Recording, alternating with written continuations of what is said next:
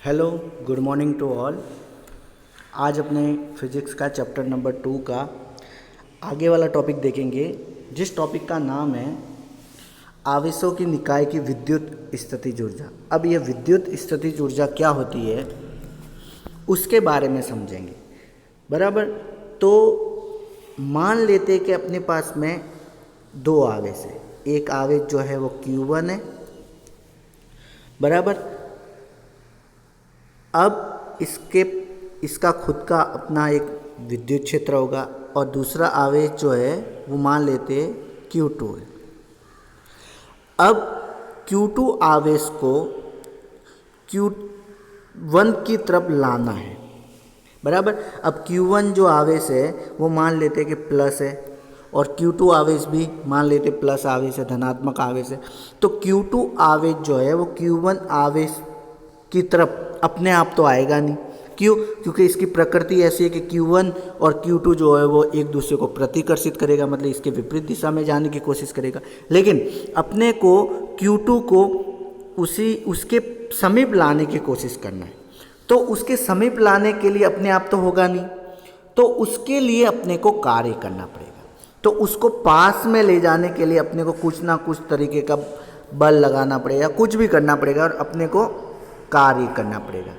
तो ये जो कार्य करते हैं किसी आवेश को एक जगह से दूसरी जगह ले जाने के लिए, यही कार्य जो होता है आवेशों की निकाय में स्थितिज ऊर्जा के रूप में संचित रहता है और इसी को निकाय की विद्युत स्थितिज ऊर्जा कहते हैं। मतलब कहने का मतलब ये है कि आवेशों द्वारा किया गया कार्य जो होता है W, वो विद्युत स्थितिज ऊर्जा के ही बराबर होता है। मतलब तुम आवेश को एक जगह से दूसरी जगह लेके जा रहे हो, उसके विपरीत दिशा में लेके जा रहे हो या उसी के दिशा में लेके जा रहे हो, तुम कार्य कर रहे हो, तो वो जो किया गया जो कार्य होगा निकाय में वो उसके स्थितिज ऊर्जा के बराबर होगा। ठीक है। तो इसका सूत्र क्या हो सकता है तो उसके बारे में समझते हैं। तो अपने को पता है कि चैप्टर नंबर 1 में अपने ने पढ़ा था कि V बराबर W अपॉन Q, विद्युत विभव बराबर कार्य बटे में आवेश। तो W ज्ञात करना है तो W बराबर क्या हो जाएगा V इंटू Q। बराबर। और ये जो W है वो किसके इक्वल हो सकता है U। तो कहने का मतलब क्या है कि स्थितिज ऊर्जा का जो सूत्र होगा वो V Q इसका सूत्र हो जाएगा। तो स्थितिज ऊर्जा ज्ञात करनी है तो स्थितिज ऊर्जा बराबर विद्युत विभव इंटू आवेश हो जाएगा। बराबर ना। तो ये तुमको जो है बात याद रखनी। अब मान लो कि यहाँ पे ये सूत्र कैसे आया। बराबर। ये सूत्र कैसे आया कि दो बिंदु आवेश के निकाय में विद्युत स्थितिज ऊर्जा, दो बिंदु है, ठीक है, इनके बीच की दूरी जो है वो R है, Q1 आवेश Q2 आवेश, तो इसकी विद्युत स्थितिज ऊर्जा कैसे आई। बराबर ना। तो अपना सूत्र क्या था, अपना सूत्र था U बराबर V Q। बराबर। अब इसमें यहाँ पे क्या माना है कि एक आवेश Q1 है, दूसरा आवेश जो है वो Q2 है। बराबर। तो Q2 आवेश जो है उसको लाना है पास में। ठीक है। तो यहाँ पे जो Q की जगह पे क्या आ जाएगा Q2। और विद्युत विभव का सूत्र क्या होता है तो विद्युत विभव का सूत्र होता है V बराबर KQ अपॉन R। अब विद्युत विभव कौन प्रदर्शित कर सकता है Q1, तो यहाँ पे आ जाएगा Q1। ये V बराबर KQ1 बाय R, ये इसकी जगह पे रख देंगे तो U बराबर आ जाएगा KQ1 बटे में R और यहाँ पे Q2 तो पहले से ही था। तो क्या मिला U बराबर KQ1 Q2 बाय R और K की जगह पे अपना मान रख दो तो K की जगह पे आ जाएगा 1/4πε0 Q1 Q2 बाय R। तो ये जो है अपना स्थितिज ऊर्जा का सूत्र हो जाएगा।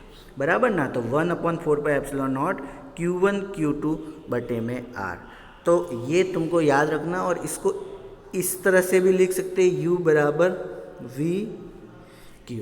तो तुमको ये दोनों सूत्र जो है वो दिमाग में रखने हैं। अब इसी तरह मान लो 3 आवेश है, 3 आवेश है तो तुम कैसे ज्ञात कर सकते हो? तो 3 आवेशों के लिए तुमको क्या करना है कि देखो यहाँ पे Q1 आवेश बिंदु A पे है, Q2 आवेश बिंदु B पर है, Q3 आवेश जो है वो बिंदु 3 पे है। तो सबके लिए अलग अलग तरीके से उसका स्थितिज ऊर्जा ज्ञात करेंगे। जैसे बिंदु A और बिंदु B के बीच में, तो बिंदु A और बिंदु B के बीच में यहाँ पे देखो बिंदु A और बिंदु B के बीच में आवेश कौन सा है? Q1 और Q2। तो इसका सूत्र क्या हो जाएगा? इसको U1 मान लेता हूँ, तो U1 क्या हो जाएगा? K। Q1 और Q2 है तो Q1 Q2 बटे में इन दोनों के बीच की दूरी क्या है? R12, क्योंकि 1 और 2 के बीच की दूरी है तो R12।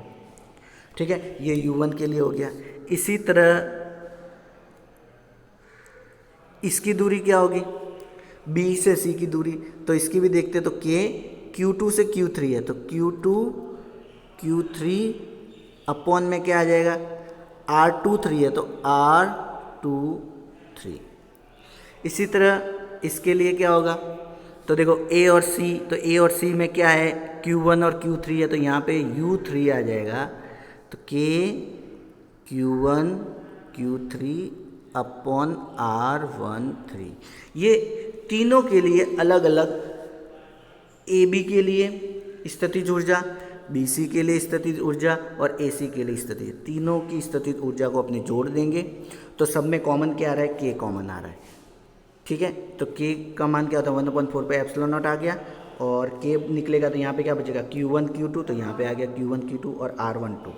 इसी तरह यहाँ पे क्या बचा? Q2 Q3, तो ये आ गया Q2 Q3 और R23। और इसी तरह यहाँ पे क्या बचा? Q1 Q3 और R13। इस तरह से अपने को ये फाइनल जो है आंसर मिल जाएगा। अब ये तो यहाँ पे तो 3 आवेश है, मान लो 3 से ज़्यादा हो तो इसी तरीके से अपने अलग अलग पेयर का अलग अलग स्थितिज ऊर्जा ज्ञात करके उस सब को जोड़ देंगे। बराबर। अब इसके बाद में है कि अब ये वाला जो टॉपिक है, एक समान विद्युत क्षेत्र में विद्युत द्विध्रुव को घुमाने में किया गया कार्य, ये अपने बाद में समझेंगे क्योंकि ये नोटबुक के अंदर ये टॉपिक बहुत छोटा दिया हुआ है और इसको फिगर के साथ में अपने जो है वो बाद में समझेंगे। ठीक है ना।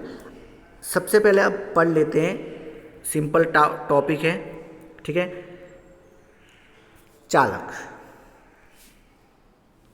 अब तुमको पता है कि चालक किसको कहते हैं? चालक इसको कहते हैं कि ऐसा कोई पदार्थ जिसके अंदर आवेश प्रवाह हो सकते हैं तो उसको चालक कहते हैं। जैसे लोहा, तांबा, चांदी, जितनी भी धातु वाली चीज़ें होती है उसमें सब में जो है वो चालक। फिर अचालक, जिसको अपने विद्युत रोधी भी बोल सकते हैं। विद्युत रोधी मतलब विद्युत का विरोध करने वाला। तो अचालक में अपने को पता ही है कि ऐसे पदार्थ जिसमें आवेश का प्रवाह नहीं हो रहा है तो उसको अचालक कहेंगे। विद्युत जैसे कागज़ है, रबड़ है, कांच है, ये सब जो है कहते हैं। लेकिन तुमको यहाँ पे एक शब्द याद रखना है कि अचालक को परावैद्युत भी बोलते हैं। परावैद्युत, अचालक पदार्थ को परावैद्युत भी बोलते हैं, ये तुमको याद रखना है।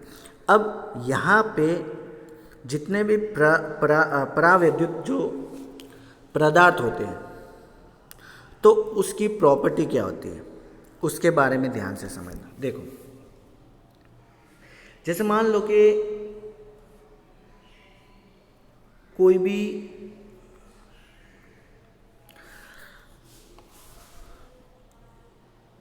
एक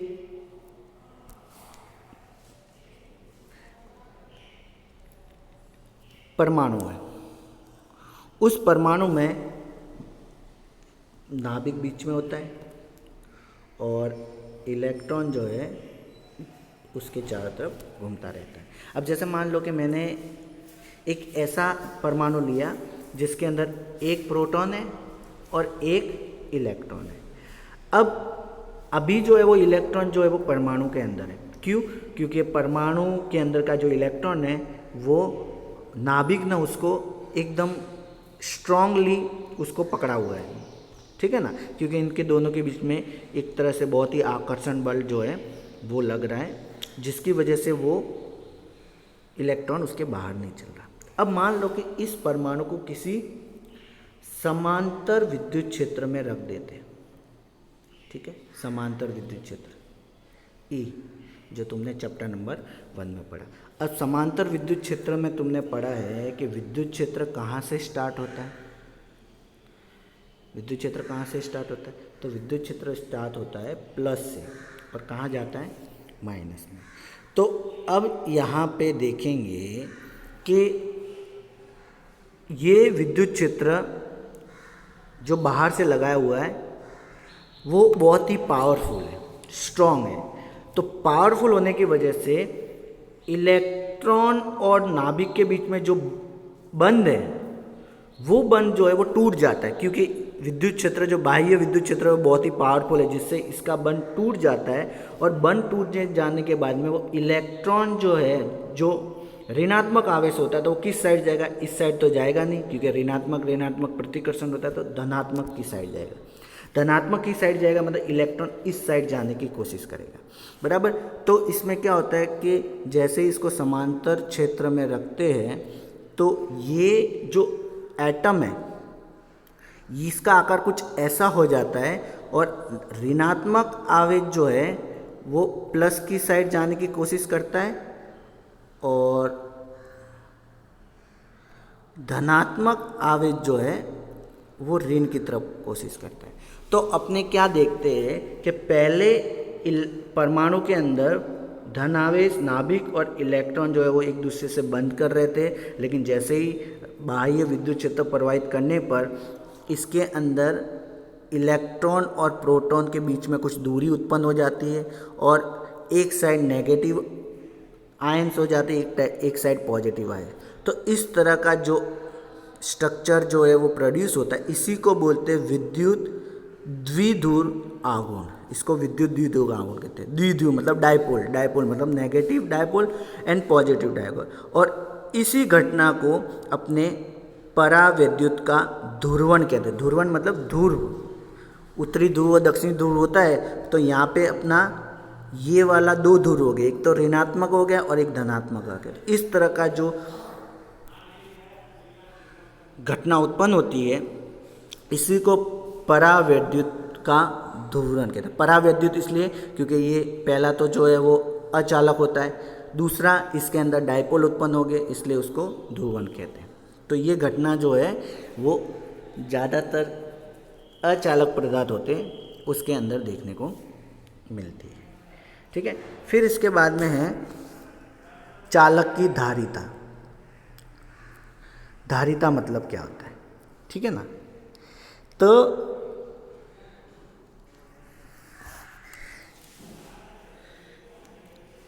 धारिता का मतलब एक सिंपल लैंग्वेज में अपने समझे तो धारिता का मतलब होता है कोई भी पदार्थ में आवेश को धारण करने की क्षमता, उसको बोलते हैं धारिता। सिंपल लैंग्वेज कि कोई भी मान लो कि चालक है, अब इस चालक में आवेश को धारण करने की क्षमता कितनी है उसको बोलते हैं धारिता। अब जैसे मान लो कोई भी, जैसे ऑक्सीजन है या हाइड्रोजन है या कार्बन है या कोई भी है या कोई भी धातु है, जैसे कि मान लो जिंक है, कॉपर है, तो सब में आवेश को धारण करने की, आवेश को गेन करने की क्षमता अलग अलग होती है। तो जिसके अंदर आवेश को धारण करने की क्षमता ज़्यादा होगी तो उसके अंदर धारिता ज़्यादा होगी, और कोई ऐसे परमाणु है जिसमें आवेश को धारण करने की क्षमता कम होती है तो अपने बोलेंगे उसकी धारिता कम है। तो जितने भी धातु होते हैं तो उसके अंदर आवेश भी ज़्यादा होते हैं, इसलिए अपने बोल सकते हैं कि उसके अंदर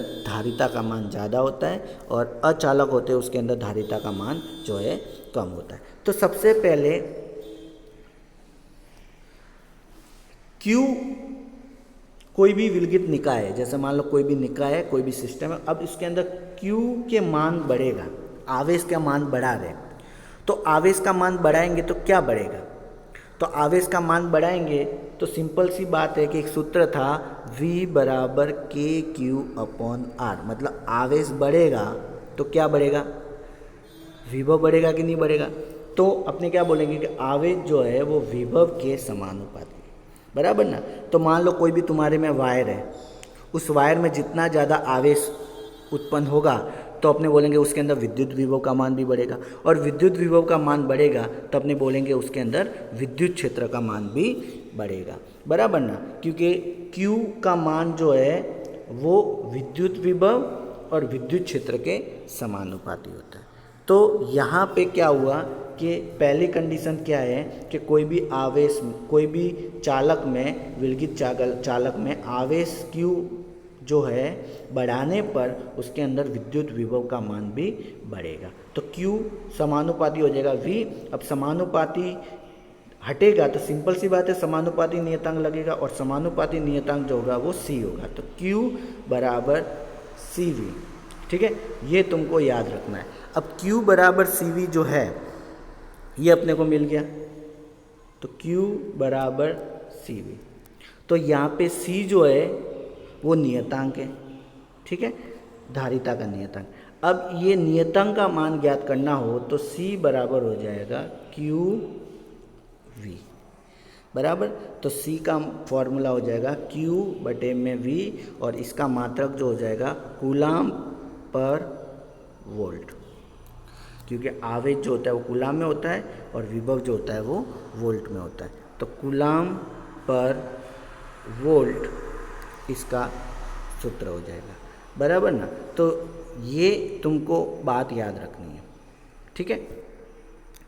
अब इसके अंदर बहुत सारे अलग अलग तरह की कंडीशन दी हुई है कि मान लो कि कोई भी चालक में 1 वोल्ट पास करेंगे, मतलब अपना सूत्र जो है वो अपने को मिला है C बराबर, अपने को सूत्र मिला है C बराबर QV, बराबर। अब अपने मान लेते हैं कि कोई भी चालक है उसमें विभव अपने 1 वोल्ट पास करते हैं, तो विभव 1 वोल्ट पास करेंगे तो ये तो 1 हो जाएगा। तो अपने क्या बोलेंगे कि उसका अंदर का जो आवेश है वो उसके धारिता के क्या हो जाएगा, बराबर हो जाएगा, पहली कंडीशन, ठीक है ना। तो उसके अंदर जितना आवेश होगा उतनी उसकी धारिता होगी, तो उसको अपनी धारिता जो है कह सकते हैं, ठीक है ना। तो अब इसका जो है एक और यूनिट बनता है, और वो बनता है, वो तुमको याद रखना है, ठीक है। तो वो कौन सा सूत्र बनता है वो तुमको याद रखना है। तो देखो यहाँ पे दिया हुआ है कि देखो Q मतलब C बराबर QV, Q मतलब होता है कूलाम, V मतलब होता है वोल्ट। तो C बाय V, जिसको अपने दूसरा सूत्र फेरेड भी है।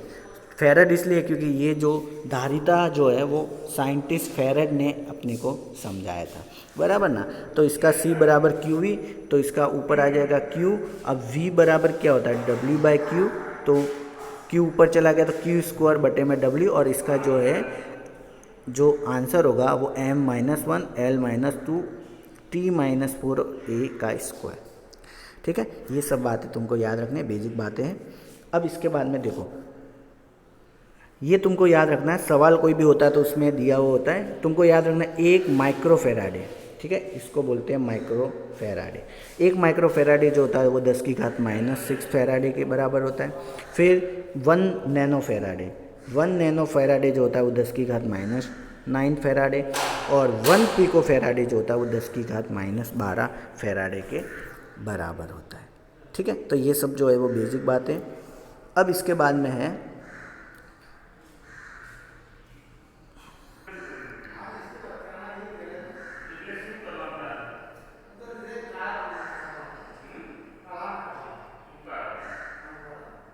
ठीक है, इसके बाद में है विलगित गोलीय चालक की धारिता ज्ञात करना है, ठीक है। मतलब एक गोलीय चालक है उसकी धारिता का मान ज्ञात करना है। मान लो कि एक गोला है जिसके ऊपर धनावेश है और उसका त्रिज्या जो R है, तो उसकी धारिता का मान ज्ञात करना है। तो यहाँ पे जो उत्तर दिया हुआ वो डायरेक्ट दिया हुआ है, तो इसको अपने हल कर लेते हैं कि ये उत्तर आया कैसे, बराबर।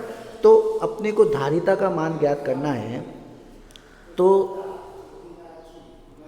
सबसे पहले धारिता का सूत्र क्या होता है। तो धारिता का सूत्र होता है, ध्यान से समझना, C बराबर QV, बराबर। C बराबर Q मतलब आवेश, V मतलब विभव।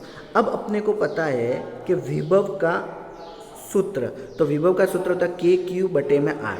तो के क्यू कौन सा होगा, तो अपने को पता है कैपिटल क्यू यहाँ पे यूज़ किया हुआ, तो कैपिटल क्यू अपॉन में आर, तो त्रिज्या कितनी दी हुई है कैपिटल आर, तो कैपिटल आर आएगा बराबर। अब ये वाला जो सूत्र है वो इस वाले v की जगह पे अपने रख देंगे, तो इस जगह पे रखे तो क्या होगा कि c बराबर ऊपर तो q का q, नीचे क्या आ जाएगा के क्यू आर, तो के क्यू अब अपॉन में आर लिखो, इससे बेटर के ऊपर भेज देता हो तो ऊपर भेज दिया। अब देखो क्यू क्यू कैंसिल हो गया, तो यहाँ पे c बराबर क्या बचा, ऊपर आर नीचे के। अब k का मान क्या होता है 1/4πε0, तो k की जगह पे रखूँ 1/4πε0, तो वो तो ऊपर चला जाएगा, तो ऊपर बचेगा 4πε0 और ये आ जाएगा r। तो ये अपना संधारित्र धारिता का सूत्र हो जाएगा। तो ये आ जाए c बराबर 4πε0। तो यहाँ पे देखो यही सूत्र है। तो तुमको याद रखना है कि कोई भी गोलीय चालक है तो उसकी धारिता का सूत्र होगा 4πε0 r। ठीक है, ये छोटा ही कॉन्सेप्ट है। अब इसके बाद में इसका सवाल है, तो इस सवाल को तुम ध्यान से समझो तो इजी है, कोई इतना हार्ड नहीं है।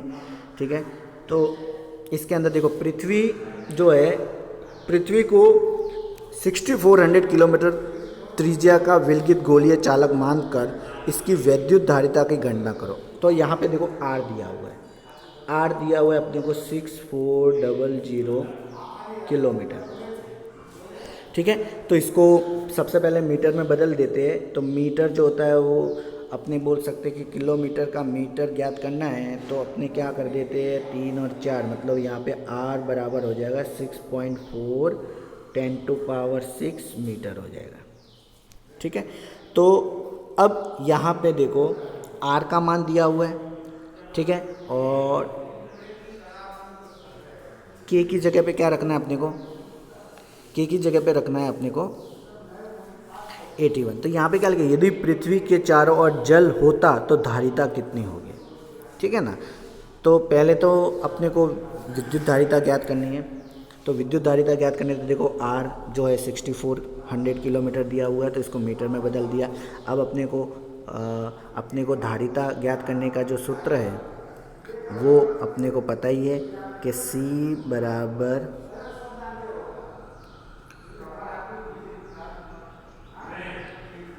4πε0 r बराबर ना।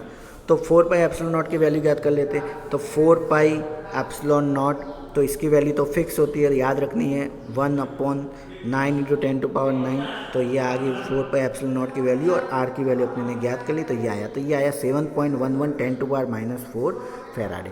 अब इसमें क्या बोला है कि ये जो धारिता अपने ने ज्ञात की ये नॉर्मल है, ठीक है ना, लेकिन इसके चारों तरफ पानी भी आ गया, तो उसके चारों तरफ पानी आया तो उसकी धारिता का मान कितना होगा। तो इसका सूत्र तुमको ये याद रखना है, C dash equal to KC। ठीक है ना, क्योंकि इसके मतलब तुमको जो धारिता दी है जो ज्ञात की 7.11, अब इसके चारों तरफ जल आ गया, तो जल जो है उसका K का मान, मतलब K मतलब एक तरह का कांस्टेंट, मतलब चारों तरफ जल का आवरण हो गया, तो K का मान जो है जितना होगा उसको मल्टीप्लाई करना पड़ेगा, मतलब 81 से मल्टीप्लाई करना पड़ेगा। तो इसको 81 से मल्टीप्लाई करेंगे तो 5.75 10⁻² फैराड आ गया। अब इन दोनों को कंपैरिजन करते हैं।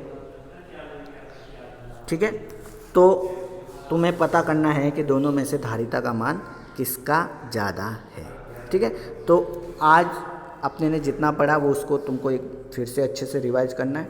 ठीक है, और नेक्स्ट लेक्चर में आगे का अपने पढ़ेंगे।